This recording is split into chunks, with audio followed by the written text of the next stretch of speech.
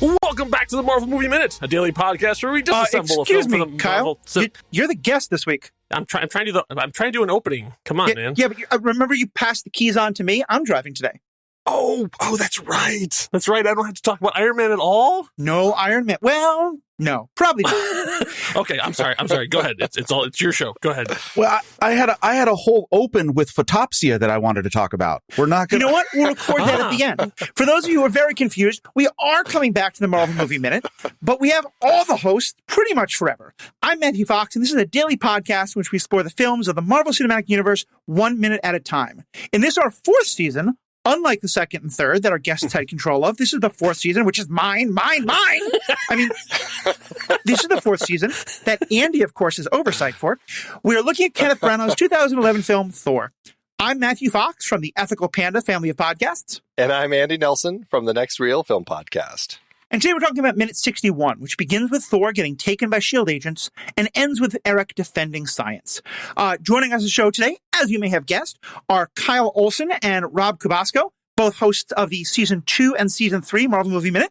Kyle, Rob, you loaned us the keys. How are we doing? Crashing into trees yet? Well, it came back. It's got a new paint job. You've done detailing. Oh, yeah. You've added a whole new sound system in here. I mean, man, you have really upgraded the place. It looks really, really nice. I mean, I like what you've done. I like the rapid fireness. I like when you just dive right in. It's really good. I miss the meaningless cold opens, but I mean, Hey, listen, I did write a legit song for one called Open, so maybe we'll get some more. True. We'll see. Yeah. But we're going to have all that and more. And folks, we might even do something really crazy, like talk about this minute right after this moment. Yeah.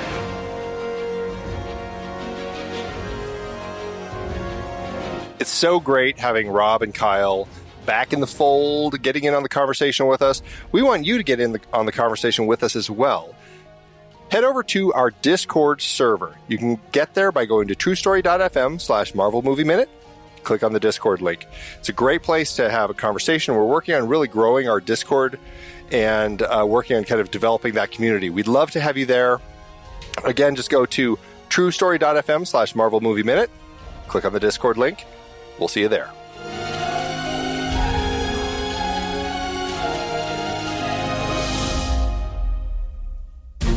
So, welcome back, everybody. Now, before we get started, I have some breaking news. I know, this is crazy. This is unprecedented. It's only a week old or so, but yeah. Get that going.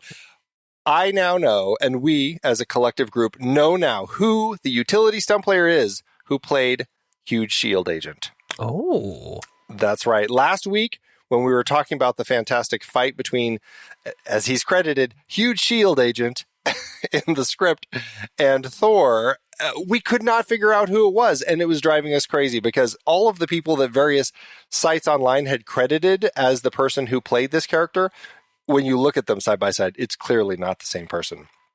And so I happened to be scrolling through the utility stunt section on IMDb, and lo and behold, one of them, his name is Jamal Duff, has listed on IMDb next to his credit as utility stunt player, he has S.H.I.E.L.D. guard in Rain Fight as an attribute to his credit. So it was so easy. If only I had looked a little harder. But there it is, Jamal Duff.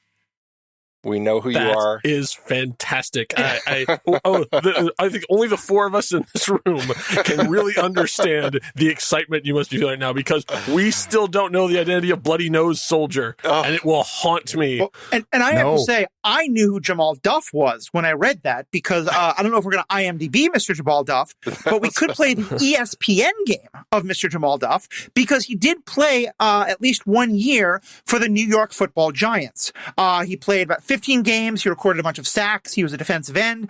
I'm somewhat of a huge football fan. So, yeah, when you said that name, he played in the mid to late 90s, I believe. I think the 1996 season. So, yeah, Jamal Duff got around. He was tackling Thor. He was tackling quarterbacks. He did it all. Well, and now that you say that, I may as well do the IMDb game with him, because it's kind of fun, because his number one on IMDb, and I'll just tell you what they are because you're not going to know what he's been in likely. It's Dodgeball, a true underdog story. He played Michelle Jones, one of the players on the Nemesis team, on Ben Stiller's team. So he was one of his people. Oh, I did not see that. I'm not one for high art. It's a very funny movie. It is a very funny movie. I like Dodgeball a lot. He also performed stunts in Transformers: Dark of the Moon. He played Paul in the movie The Marine, John Cena's film, and his fourth is actually Thor, for which he did, as I said, the utility stunt player in the scene. So, an incredible performer, and also has comedic chops. If you watch Dodgeball, it's a fun one to look at. So it's a fun movie. He also, I couldn't tell you what character, what episode, but I remember the first time that I sort of recognized him when I saw his name, I was like, oh, I know that person. It's because he was also in Brooklyn Nine-Nine at one point. Oh. Was he really? Yeah. Interesting. Yeah. And apparently, ABC Monday Night Football, but I guess we don't credit that as an acting role, despite what some people think of NFL games. Hey, actually, what's interesting? He played John Bruno in Agents of S.H.I.E.L.D. So he's one of those Marvel crossovers who's also been playing in that show. So there you go. Kyle, they're doing the cold open in our honor. They're doing this all just for us. This is amazing. Actually, I need to tell the listeners something. I had massive amounts of computer problems today. So Andy has been kind enough to step in and to be our kind of host and episode leader for this week of episodes. And apparently I've decided I'm just going to hang out in the back of the bus with Kyle and Rob and do everything we can to throw Andy off track. Just throw softballs at him. Exactly. Well, all right. So let's get the minute started. So at the start of this minute, we have we're on Mjolnir, the hammer, and Odin's spell, the triquetra that he whispered and cast his spell onto it. And it appeared for Thor in the last minute, and it disappears. It's only there long enough, apparently, for Thor to notice.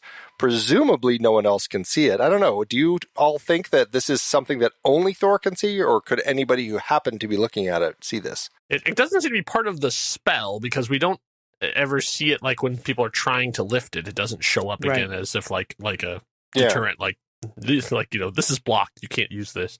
So it seems to be only when the camera is looking at it. And I would say actually the flip side of that is, as far as we can tell, S.H.I.E.L.D. is doing everything they can to study this thing. They've got cameras pointed at it from all directions. They've got, now granted, everything's off the charts, so maybe they just don't see it.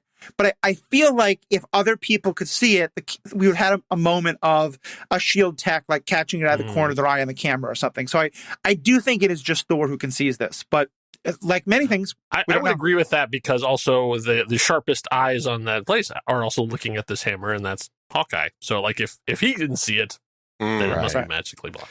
No, I think that's a great point, Matthew, because I was going to say, there's one scene we'll talk about just in a few seconds here. It's only on about 7 screens all at the same time, so everybody's on it.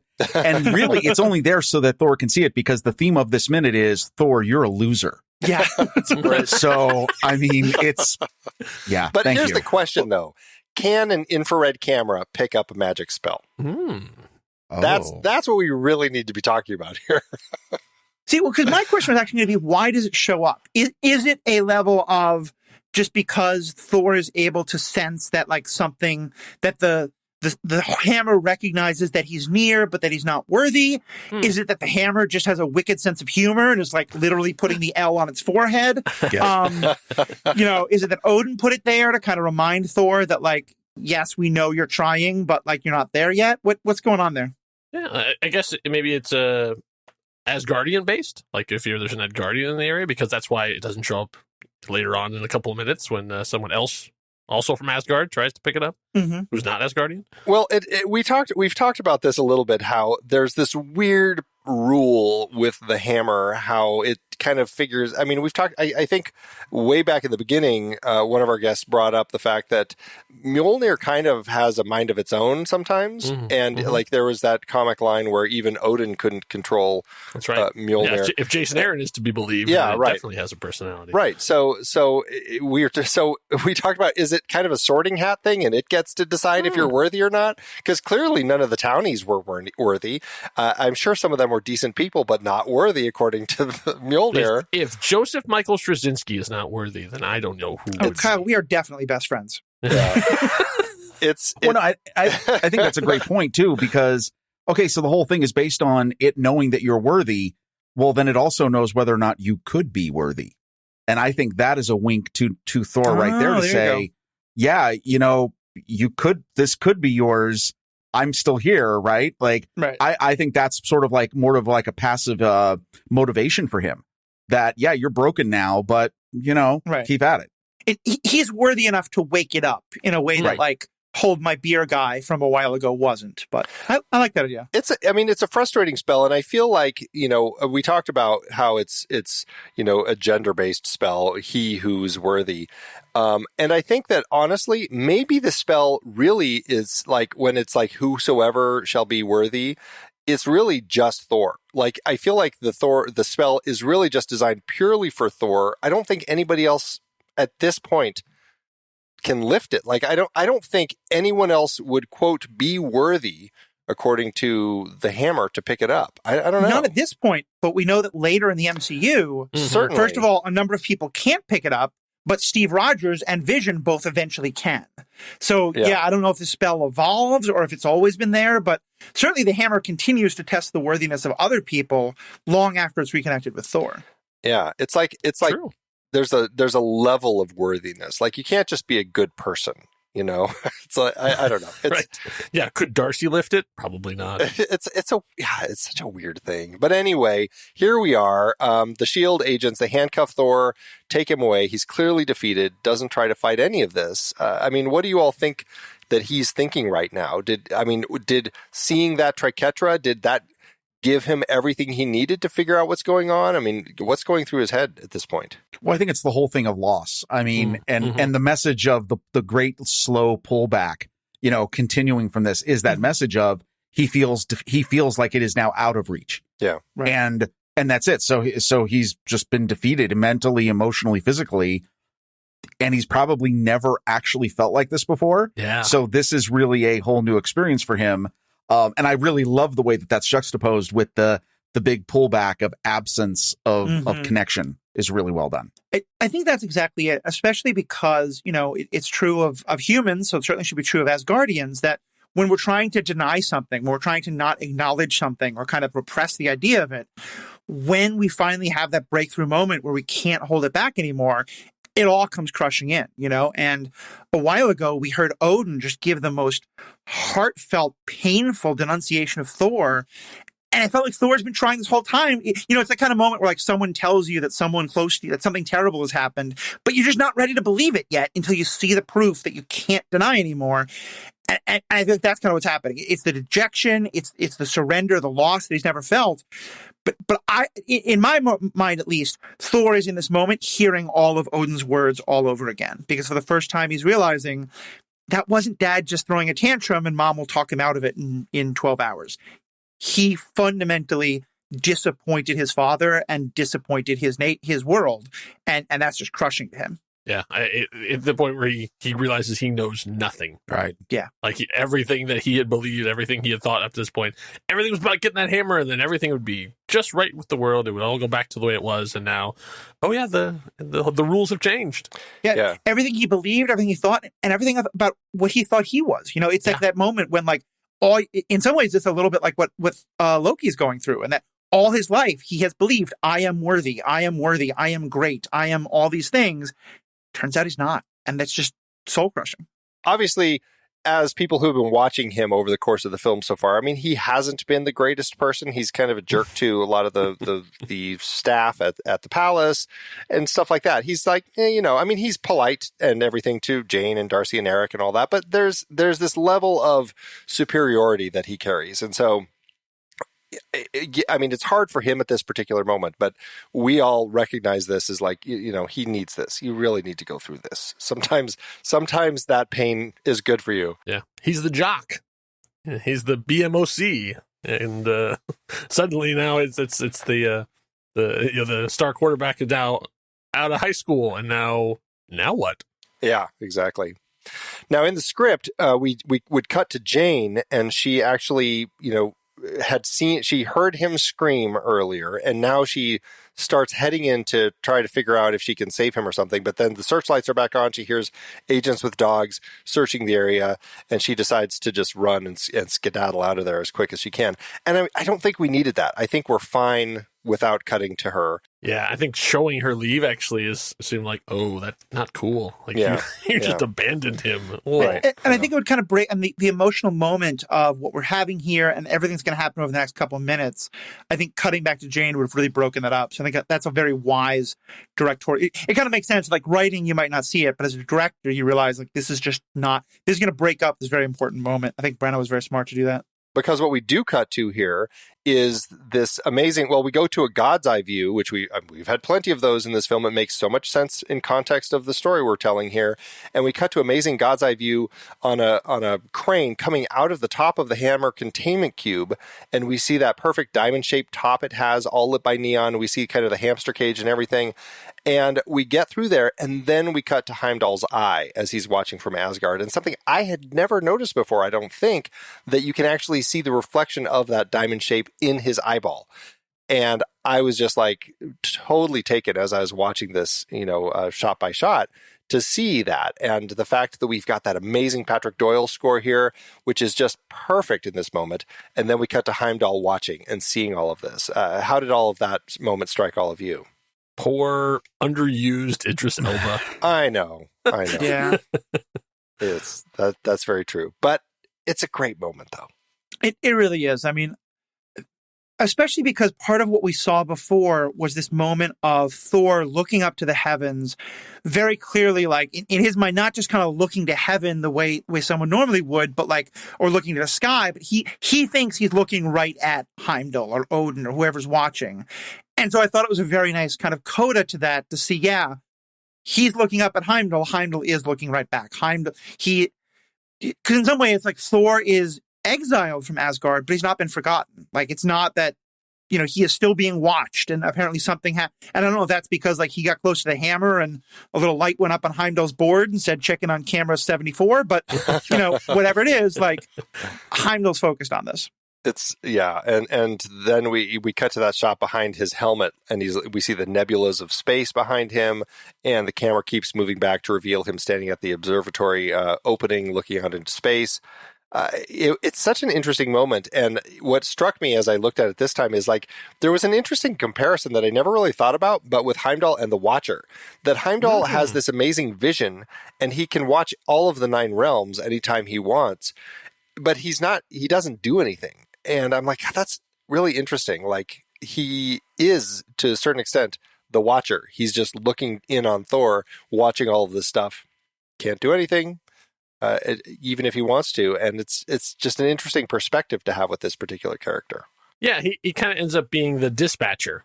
Like he's back at Central. He's watching everything. He moves people from place to place, but he never really gets involved. Yeah.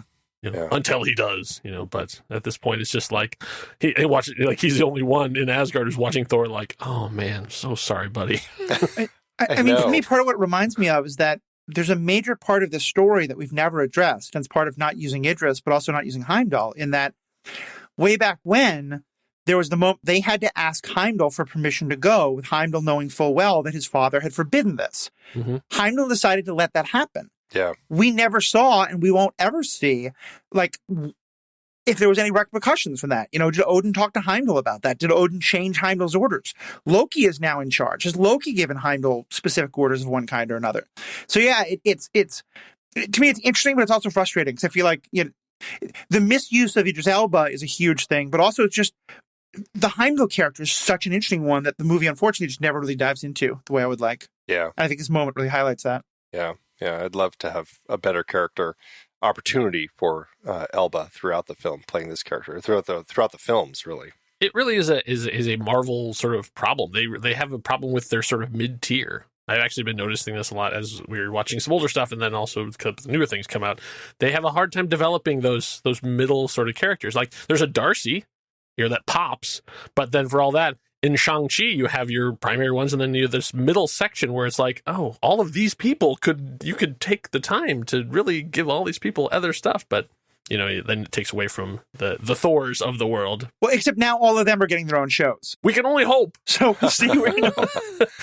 Well, I think do you think that there's a challenge there in doing that with characters who appear in the comics versus characters who are created specifically for the films? Oh, that's interesting. I don't know. I mean, they don't seem to have any problems changing things dramatically. Yeah. I mean, there's, as we've seen, I don't want to spoil any stuff if everybody's not caught up, but there's a major character that was introduced and had a 100% different origin and gender and everything than we had expected. And so they didn't seem to have a problem, making those kind of changes. So I don't know that they're that beholden. They're just sort of sitting back and waiting to see what works, what people respond to. Yeah, it's interesting. But I mean, it's like, I guess the question is like, what would they do with Heimdall as a character otherwise? I mean, if it wasn't Idris Elba, would we be saying any of this? I think so. I mean, because a lot can be said for the Warriors 3, and they don't have much more screen time than Heimdall does, and then or you get the ultimate disrespect of Thor Ragnarok. But there's a lot of these ones. I think, and I'm not saying like they need to be like have Jane Foster levels of screen time, but I think a lot can be done with a little. I mean, you can do small things. I mean, to go wild, say Tarantino is really good at this in this particular case. Like he's good at like taking a character and giving them 3 or 4 lines, and you get this idea that there's a whole other world. Like this person has a whole other thing going on. Yeah. And I don't think that Marvel really takes the time to develop that stuff because they're all about getting the heroes over. And in a movie like this, it makes total sense because you have to do a lot of heavy lifting to get Thor over. But it's sort of that's what makes it from a pretty good thing up into like sort of a great. Comic movie. We'll say comic movie. Like I think that let's say Captain America: First Avenger, I think does a better job of taking the second tier characters and elevating them than Thor does. Although I would say that part of the problem with Thor is there are so many second tier characters because we do get. I think both Darcy and Erik Selvig are fantastic second level characters who get to the point where like I am now actively fighting for the Jimmy Woo and Darcy show. Oh my God, yes. But I do think you're right. I think Heimdall in particular seems to be the one who is just very underserved, and it's just too bad because it's not even that as much that I want to know Heimdall's particular thoughts and motivations. So I would, but it's also. He played a major part in this event that has so shaken everything. Yeah. Odin was so busy dealing with his son that maybe it just didn't get around to doing it. But you kind of want to know like what's the fallout from Heimdall's role and all that, because Heimdall is playing a major role in everything going forward. Yeah. Well, here's a question for you then, and I promise we're going to get off of this moment and move into Puente Antiguo here in a second. But I have a question now that you said that. In the script, when Heimdall sees what is happening and he's looking down at Thor, after he sees this, he lowers his head. Would that have changed anything for you, just given that one little moment of Heimdall as a sense that he's reacting in some way to the consequences of his own actions? Absolutely. I think that's exactly the kind of thing I'm talking about. And I'm sorry, I'm not belaboring this point again, but I remember reading the review of Star Wars by Roger Ebert when it first came out, Star Wars A New Hope when it came out. And he said there's a moment where there's a giant hairy guy walking down the thing. He's pretending to be a thing, and a little robot comes up and chirps at him, and he roars at it, and it rolls away. And he said, in that moment, I knew this was going to be an epic because the director was so confident that he took the time to do this dumb little joke that was completely in world. Like it didn't violate anything. Like it was actually, and just like to have that and go, yeah, that's pretty funny. Let's just keep that in there. And he's like, at that point, I knew Star Wars was like nothing we had seen before. And I think that is what makes the big difference. It's the little moments that put it over. I mean, a lot of people can do big spectacle and they can do explosions and find it, but it's when you can also in the quiet moments have that, just take the couple seconds, a couple minutes to just make that small movement, small changes, just those little bits do it. And Breno's really good at that. I mean, like he's operating on a much bigger scale. So I think he's seeing the entire stage, whereas like everyone else is just like, what's Tom Hiddleston doing? Yeah. Well, I think that's also what I think makes this powerful with him not doing that. And again, I think this is the directorial decision. First of all, you get the answer to your question. Thor is the only one who can see the symbol on the hammer because Heimdall can see this, but you immediately realize no one else can see what he's seeing, right? So there is things that people can only see only for their eyes. Yeah. And two, I love the whole pullback because that could be very a cliched moment where, maybe his eye would well up with a tear. No, it doesn't well up with a tear. Why? It's not because he's sad for Thor. He's witnessing what he knows is a necessary moment for Thor to suffer so that Thor can become the person that he's supposed to be. Mm. And I actually think that when you do the pullback on this scene is incredibly powerful because it's Heimdall just going, yeah, and this too shall pass. Right? Like, okay, this is what's going to have to happen because I know what I can envision what he can be. This is what we got to go through. So this is spectacular. Yeah. One of the ultimate pullback shots in movie history. Yes. Men in Black is the only one I could think of that also goes quite as big. Yeah, right. One small thing up and up and up and up and up and up. Mm-hmm. Right. That's a good point there, Rob. And it's interesting because, as we've said also on this show, that if Thor isn't going through any of this, then he's essentially the what if party Thor. And he needs to go through this entire process in order to become the Thor that we all know and love. Because otherwise we aren't going to know and we're not going to like him. He just won't be good for Asgard. And so that's an interesting perspective that, certainly Heimdall has some cause to feel guilty for having, contributed to Thor being in this particular situation. But I do like your perspective of him saying, you know what, this might be what he needs. Yeah. And as you bring up Party Thor, this will move us along off of this point. It wasn't until actually that episode I realized how vulnerable Thor was. Like I sort of had not really considered the fact that he was mortal, small m mortal, and that we see in that episode he's killed by a mortal weapon. Later on, obviously in this movie, he has something like that, but it's something of godlike power that does it. Yeah. Right. I like it. Never really. It's sort of now when I go back and watch it, I'm thinking about that. So I'm like, oh yeah, he's just like a regular guy. Like he can get hit by a car. Right. Yeah. Like it really. I had never really. That had not clicked for me the first couple times I had watched it, but now having seen that and going back, it really makes me see how vulnerable he is in every way, emotionally and physically. Exactly. I think that's a great point, and not to go backward, but I think it also ties into what Rob was saying about because Heimdall may well know that this is necessary for Thor, but certainly I think, and this is why I do wish we got more of Heimdall and Odin. I am completely convinced that Odin doesn't know that. I think Odin hopes that's going to happen, but Odin does not have the confidence that we're talking about that Heimdall might have of this too will pass. And so it's because he put Thor in a situation where Thor could very likely not become worthy. But he also could get killed because he's an idiot before he gets a chance to become worthy, and that's something that's definitely happening here. Yeah, right. Very, very dangerous, this world of mortals.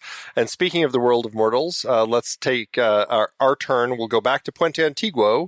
As the film returns there, we've got a fantastic Dutch angle return to the streets of Puente Antiguo. We see the gas sign glowing in neon on the right, the Smith Motors glowing in neon on the left, wet streets everywhere, and Southwest.com billboard right smack dab in the middle. Product placement. There it is. And we come in right on the middle of Jane and Erik arguing about this whole thing of rescuing Thor. Erik says he's in jail.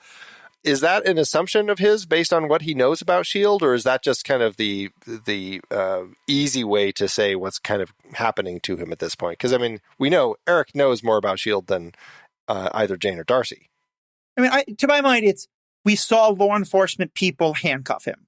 So, saying he's in jail to me is kind of that's the next logical step. Even if it's you might be sitting in the police officer's, office being interrogated while you're handcuffed. To me, that's still kind of you're in metaphorical jail, even if you're not physically in the building. There's mall jail, there's Disney jail, there's S.H.I.E.L.D. jail. Just the one time I was in jail, the one time I was taken to jail, I was on a tennis court. So anything is possible.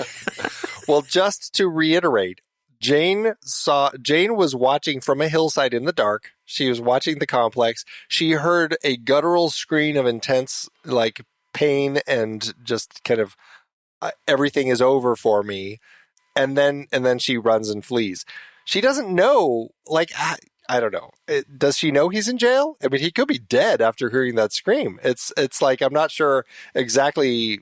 I guess it's just a script assumption that we're just jumping into at this point. She's an astronomer. She has sharp eyes. She saw through the eyes of true love. True love, nothing can be hidden from. Oh, wow. All right. This is the romance film in the MCU. We need a after all, power yeah. ballad now. Yeah, that's right. And I'm sure you guys have talked about this new release, but God, I love this location so much. This Smith Motors. Oh, I love their little science lab with the glass 360. It's so cool. it's such a fun little place. It's a great design, and it really well, not so much right now, but during the day. I mean, geez, those picture windows all around it, like they just showcase the countryside beautifully. I mean, it's really quite a stunning place. So anyway, we're coming on this fight. They're arguing and all this. And then, and Jane's got her little Native American blanket wrapped around her to keep her warm after being in the rain. And then Darcy calls over after seeing Mioma in this book that Erik had. Apparently he checked out. We saw him flipping through it. We didn't know he checked it out. Now we do. He actually checked it out because he probably saw Jane drive away and was like, well, there goes my ride. I guess I'll go back to the lab and read. So somewhere out there's a Marvel one-shot of him signing up for a library card. Yes, the Puente Antiguo library card. Well, you're not from around here, but I guess I can let it go. I can see the little lady behind the desk with her little webcam. Okay, get your head right there. There we go. We'll take the picture. All right. So, this book is a fun book. We saw it earlier in the film, and we're seeing it again. We're going to read through the little bits here in a sec. But what are your two impressions of this book of myths around the world that Erik picked up at the library? Rob, what did you think of this? No, I love the illustrations, and I love the fact that we see more of a traditional depiction of Loki. I would be remiss if I didn't make a note of this. If you haven't picked up a copy of the history of Marvel Studios, I was just going to say that. So they have a huge spread of all the. Okay, and I keep saying Mjolnir. What is the right pronunciation? Mjolnir. Why she sounds like she says meow meow. She does. That's the point. That's the Darcy joke. Yeah. Oh, is that the intention? That's Darcy. Yeah. For crying out loud! I got it. Even comes back in future movie. Yeah. So, but in the book they show a tremendous amount of variation. So it's definitely worth checking out. But okay, I'm just going to pick this up. I'm just going to say this right now because I pick up weird stuff. Why at the desk that they're at? Did you notice that the desk lamp is like facing the wrong way on the table? And I don't understand why it's on. There's an orange desk lamp. This is why we do these movie by minutes shows. I have to say this, like the stuff I've never noticed before. I'm like, why is it there? And is it just for light reflection off the scene? I don't understand. It seemed something like they would have fixed it. I feel like you've just shown me that the car I've been driving this whole time is actually a convertible, because that's a level of analysis we've not been going to yet. Oh my God, are you kidding me? Yeah. No, so that got me. But no, but that's what I really picked up, and actually reading the book and going over some of this. Definitely you get that. Wow, it's incredible to see that they got to use some of those illustrations from the pre-production. Yeah. So that's what you're seeing in this, which is very, very cool. That's why I love that. Yeah, that was my thought too when I saw that. Then I'm like, I bet you that's one of the concept art that they didn't go with. It's fun that they play around with that. And although as I looked at this, I'm like, should I think that it's weird that this version of Mjolnir that is in this book also has the triquetra on it? Like, were they that forward thinking? Like, that was one of those things. I'm like, huh. Odin is a god of habits. That's right. He likes to reuse stuff over and over Well, as again. we've seen from all of his markings that are all over everything in Asgard. Mm-hmm. So yes. Well, and we weren't gonna talk about the phallus at the bottom of the hill. I mean, because come on, everybody. What? And when you see it, you'll know what I mean. Well, okay. So this is what it says, and just like we saw before, we have it written in 3 languages. It's in English, in Norse, and Icelandic. The English on the Mjolnir page says, and this is great: Mjolnir, or that which smashes, which is just fantastic, is the hammer carried by Thor, the god of thunder. Odin, king of the Norse gods, ordered the dwarves to create Mjolnir. Okay, check that one off the list. The blacksmiths used the core of a star as a mold. Okay, I didn't know they used it as a mold, but great. In the process, the star exploded and almost took Earth with it. Did it? I wasn't aware of that. Interesting note. Although powerful, the hammer also holds several magic spells from Odin. Well, we know it has one. Are we meant to assume like the lightning and thunder and all the rest of it are spells that Odin cast on it? I thought maybe like the flying. because the flying is not really part of the lightning or the thunder. That like you throw it and it comes back. I thought that was part of the magic, the spell. Right. Could be. So I have to say, I did kind of a deep dive on this when I first found out I was going to be doing this minute by minute. I watched the whole movie, and this was something I went into a deep dive about because, as we talked about before, I've read a lot about the Norse mythology, and I've also spent a lot of time with people who are practitioners of the religion that continues to live to this day. It's a branch of neo-paganism, that worships the Asgardian gods, Asatru, and this is not at all the story that's told either in those current versions or in the Norse myths themselves. And at first I was kind of curious about this, and I was wondering if this, given that this is like here, they're not going to the comic book history, they're trying to show like the ancient history, the Norse history. Why did they change it so much? And were people bothered by that? Do the people who really care about this? And at first I thought they would, but when I came to realize was the exact opposite. And I checked in with some of my like priest and priestess friends who kind of echoed this and said this was something that was talked about when the movie came out, which was that in some ways, them changing the myth this much was a way of saying, look, this is not our real world. And in the real world, we're not saying that your religion and these national myths were the creation of God or creation of aliens. We're saying in this version of the world, which is a little bit different. And it's the people who actually really took these stories seriously as the mythology that they look to, either as just, national history or religion, that was actually very important. So I thought that was a really like, kind of cool thing. And I have no idea if that was intentional or not, but it's kind of interesting to see the outer results of this story being changed rather significantly. We talked a while back about the actual origins of Mjolnir in the mythology, at least, and it's very different. I can't imagine that they had those thoughts in their heads back when they were working on these comics originally, but I like to think that they were thinking of that. Well, it made me wonder, is this written for the movie, or is this idea of like the star and the almost striking out Earth, is that all buried somewhere in the comics? Does anyone know? I don't remember that being in the comics at all. It wasn't until much later that they started doing it. It was just like magic hammer. Like, I mean, I don't think they didn't really get too much into that stuff until they really started digging deep into the mythology. Yeah, I'd have to go back because, well, certainly at the beginning, I mean, as we've said, Mjolnir was a staff lying on the ground on Earth, and so they never really gave a whole lot of the backstory to it at the beginning when I was reading those comics, and so MCU doesn't have a whole lot of bagging Mjolnir on the ground, which was a big thing in the comics for a long time. Right. No, they really seem to get away from that. And then when he does strike the hammer on the ground to bring the lightning on Jotunheim, it's with the base of the handle. Mm-hmm. Right. Like that's what he hits it with. So it's kind of backwards. But anyway, just continuing this, the hammer also holds several magic spells from Odin. Well, maybe I like the flying idea. I think that would make sense. And then this is interesting. Who killed the frost giant with it? I think that's interesting because we never saw him with Mjolnir when he was fighting the Jotuns, but now I kind of want to see that. I want to see somebody draw, a picture of Odin battling Laufey with Gungnir in one hand and Mjolnir in the other. I think that would be fantastic fan art to do. Well, and this I do think is intentional because we literally saw Odin fighting frost giants way back earlier in the movie without holding the hammer. And I think that's meant to be put in to say, like, these are myths that might be based on real things, but as happens with myths, they're told again and again and again for hundreds of years before they're ever written down. And they're all humans trying to understand this battle of the gods and the giants that they saw, that of course they're going to get some things wrong. Yeah, eventually. And things get changed because even this next thing, much later, Mjolnir was bestowed to Thor after proving himself worthy through many challenges.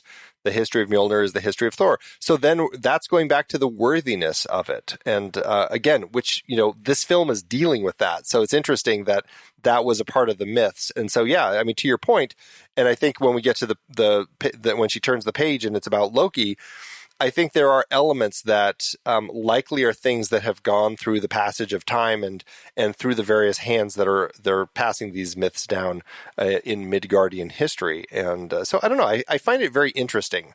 It's just like the one with the Rainbow Bridge and how the red of the rainbow is actually lava that burns people's feet. Like I love these bits. Okay, so let's turn the page, and then we get Loki, and it says Loki was a shapeshifter that could turn into anything he wished. He was far more spiteful, cunning, and deceitful than the other gods in Asgard, which often led him into trouble. Trouble would be created because he loved playing mean and deceitful jokes on others. Eventually, he was seen for what he was and was distrusted. His quick wit and honey tongue inevitably caused the Aesir to forgive him. The Aesir are all the royal Asgardian family to forgive him, which left room for his role in engineering the death of the god Balder. I was kind of surprised that we saw Balder pop up at all in this film, but he is. I think it's the first and only time Balder's ever mentioned in the MCU. I think it is. And I was like, I wonder if they included that just so they didn't have to, so they could kind of write him out of the MCU. I don't know. Because I know at some point they said it was too complicated dealing with another sibling. Right. Yeah, because Balder is a child of Odin, and he's considered the favorite of the gods, and he does die in the stories, and I think Loki is sometimes connected to his death and sometimes not.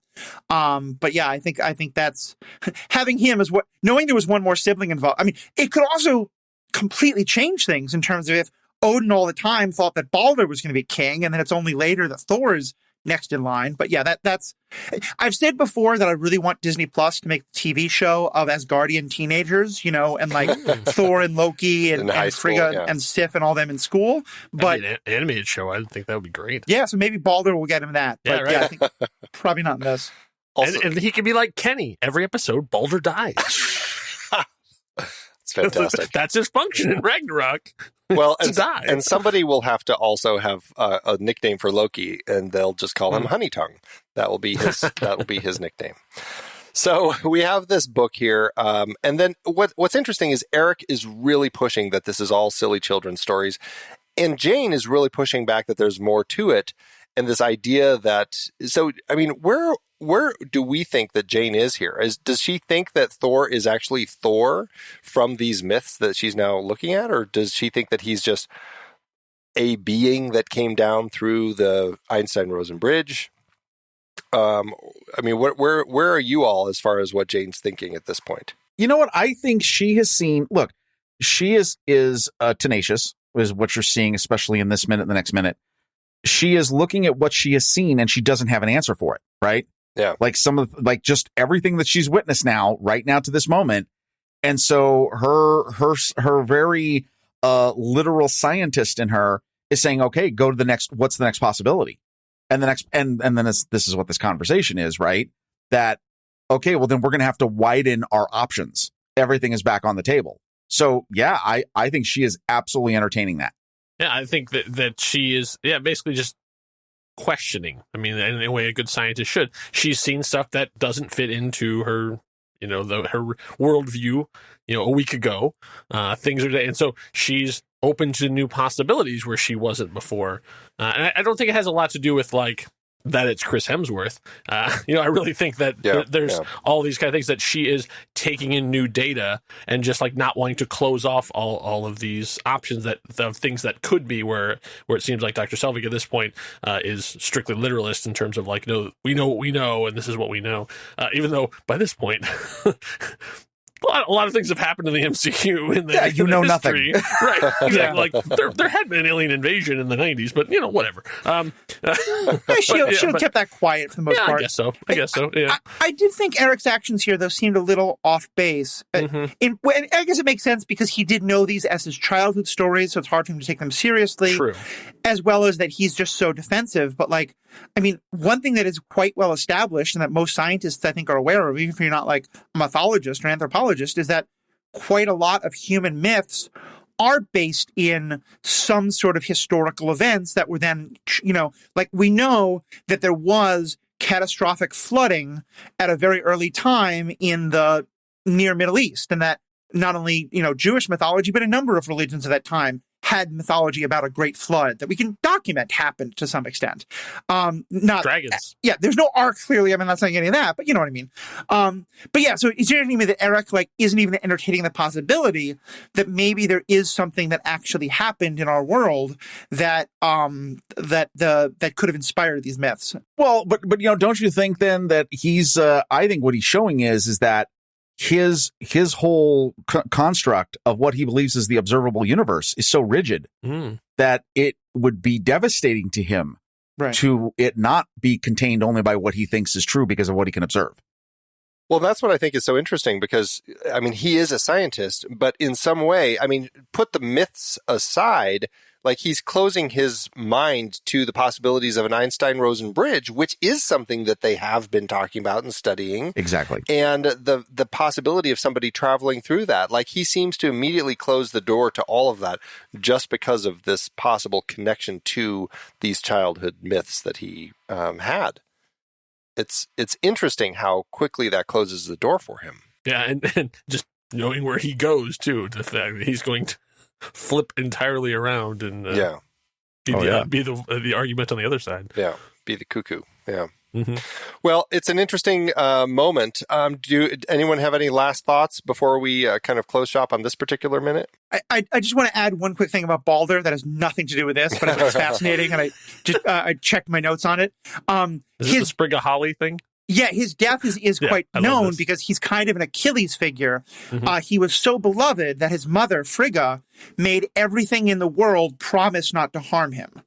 But Mistletoe was so young at the time and thought it was unimportant that Mistletoe was not asked to make the vow, and then Mistletoe was involved in his death through some machinations by Loki. And so I just kind of love that like it's a ridiculous little part of the story, but it's also it's very similar to the Achilles story of that one little thing that's the only thing that can harm you, of course, is the thing that winds up harming you.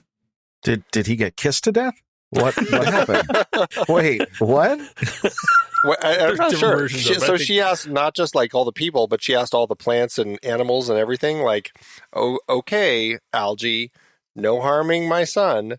And it was like Snow White just walking through the world. Everything like that's crazy. And but mistletoe, you're too young. It's poisonous. Mythology. And Loki makes a spear, or in some versions, an arrow out of the mistletoe, the holly.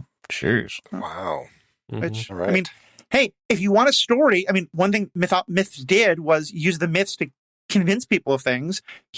This is a story told to kids, so remember, don't eat the berries from the mistletoe. Yeah, there you killed Balder, it could kill you too. Yeah. Wow. The kissing thing comes later. All right, well, I think that's a good place to wrap up. I don't know if this is because I have stepped down or because I'm doing that, I'm talking much more, or Kyle and Rob, you're just keeping me in the back of the bus. But this is, I think, the longest episode we've yet had this season. So I think it's a good time to wrap up. But Kyle, Rob, if people want to hear more of you, obviously we have 2 full seasons of Marvel Movie Minute they should check out. But if people want to know what you're doing these days, where should they look? Well, I just lurk around Saturday Matinee. So, I mean, if you listen to the next real Saturday Matinee, I'm there trolling as usual. That's awesome.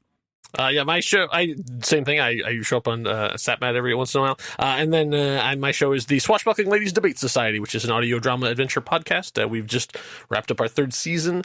The Christmas episode should be dropping at probably about the time that this is coming on. And so we'll come back in the next year with some brand new stuff. But it's a good time to jump in. Awesome. Yeah. Definitely check out all the things they're doing there. Check out the earlier seasons of Marvel Movie Minute. Thank you to both of you. It's going to be a really fun week having you on. Andy, thank you so much, especially for taking the lead while I was under the weather computer-wise. And to everybody, have a good day. Until next time, true believers.